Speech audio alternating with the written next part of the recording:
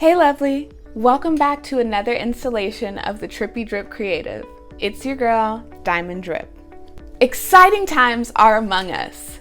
Cannabis, marijuana, weed, the ganja is about to be legal in Maryland recreationally.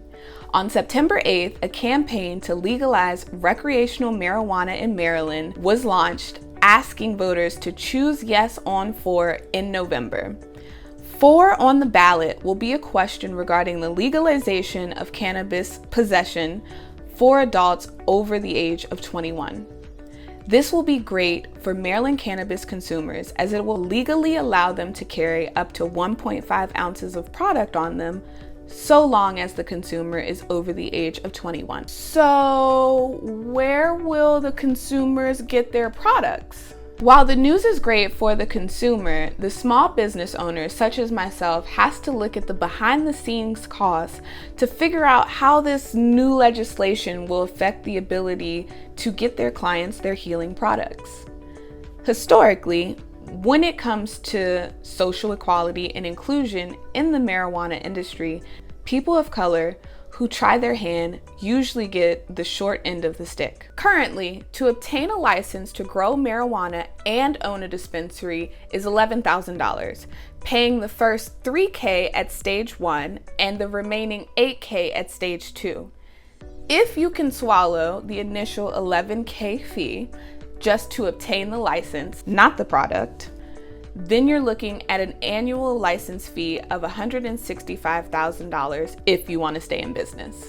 If you just want the dispensary license, you're looking at $5,000 up front with a $40,000 annual fee, which is slightly better.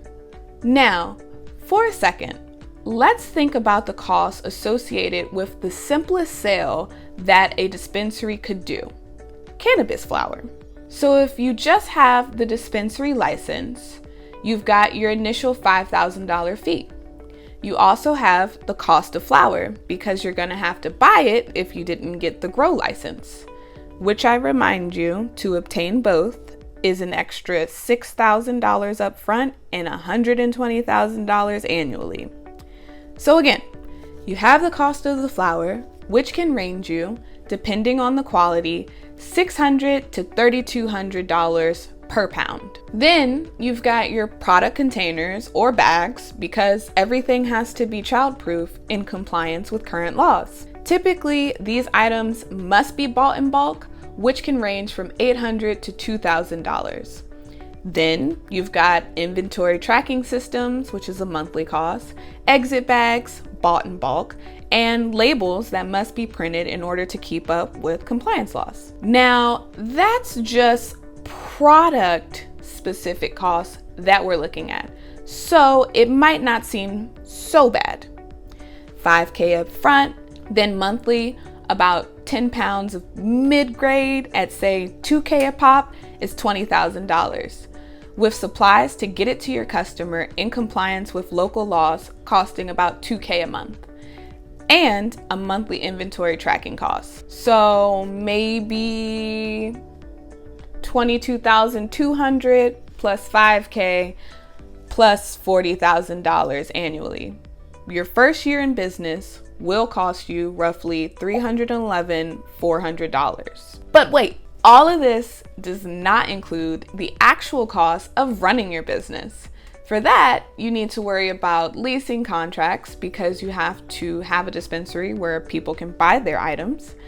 You have to worry about insurance because it's a requirement that your business has business insurance.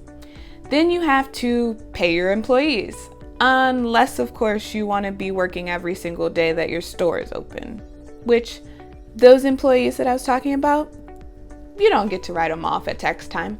Then you have your marketing costs because how else are people supposed to know that you exist? Oh yeah, and then of course you have taxes. So if you're self-employed, then you already know how much that 15% tax hit can affect your financial situation.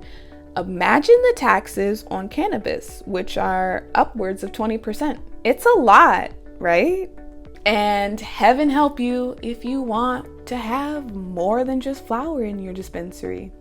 You'd have to do the same process with edibles, concentrates, cartridges, because there's a cost associated with all of these inventory items as well.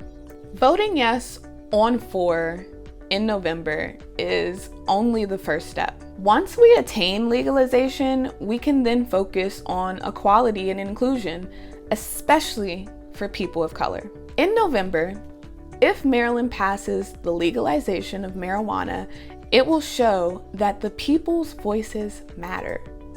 We then have to continue to use our voice to ensure an equal opportunity for all when it comes to the marijuana industry.